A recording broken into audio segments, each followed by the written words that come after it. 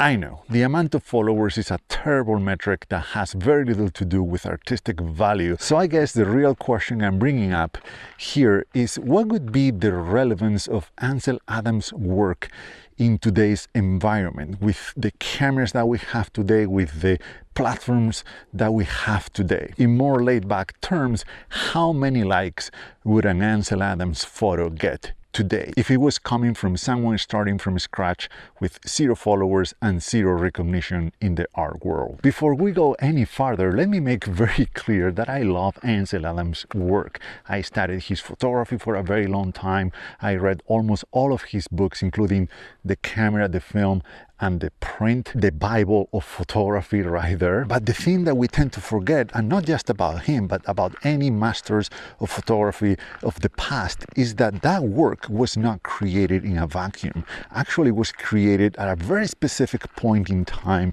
at a very specific location. Ansel was hardly the first one to photograph the West, but I think it's fair to say that he pushed it farther than anyone else artistically, but also technically. He was working at the very cutting edge of the technology of his time. It was a time when cameras had already evolved into something that was easier, faster, and cheaper to use, but still nothing compared to what we have today. Very few people were able to afford the kind of equipment that he used at those locations, or to have the lab, the darkroom that he had back at home. And even fewer were willing to carry all of that weight around into remote locations and hike and climb mountains with it just to photograph a rock or a tree. Take his famous photograph Monolith, the face of Yosemite, as an example. This photo was made 99 years ago. So I think it's obvious that what this image meant back then is gonna be very different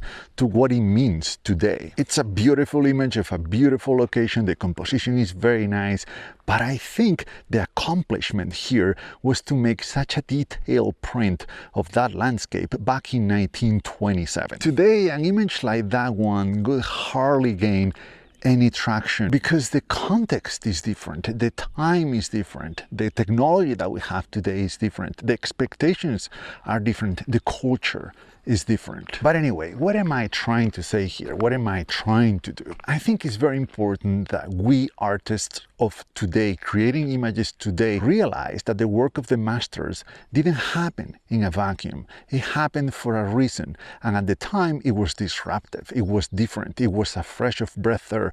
And in most cases, it was dismissed. It takes time for new work to become settled art, to gain the recognition it deserves. And today we might many people look at the work of Ansel Adams as traditional photography, as what real photography is supposed to be. But back then, that was not the case. And again, I've been talking about Ansel Adams because he's one of the most widely recognized photographers of all times, but this applies to other masters like HCB. He was incredibly influential in the street photography world, or even Michael Kenna. He's been very influential with the kind of work that I personally like to do. So for us, the photographers that come after all of them, we have to create our own recipes, whatever that means. It doesn't have to be completely new, but some evolution has to happen. This might sound irrelevant to 99% of us because we are not in this to make any impact in the world of photography, but I think it's also important from a personal point of view because we need to be creative, not just someone who replicates other people's work. I love going to locations and making images that other people, other masters, other photographers have made before because I learn a lot from that, but I think it's important to go beyond that at some point, creating, following your own gut, following your own instincts. Even if that work is not getting a lot of traction, I think it's very important to stay true to yourself, and who knows, maybe in 15, 20, 25, 100 years, your work today becomes settled, real art. Anyway, this is just something I've been thinking about lately, since photography hasn't been very good for me. The light is not amazing these days with the summer in full peak. But please let me know what you think about this in the comments down below. Thank you so much for watching, and see you in the next one.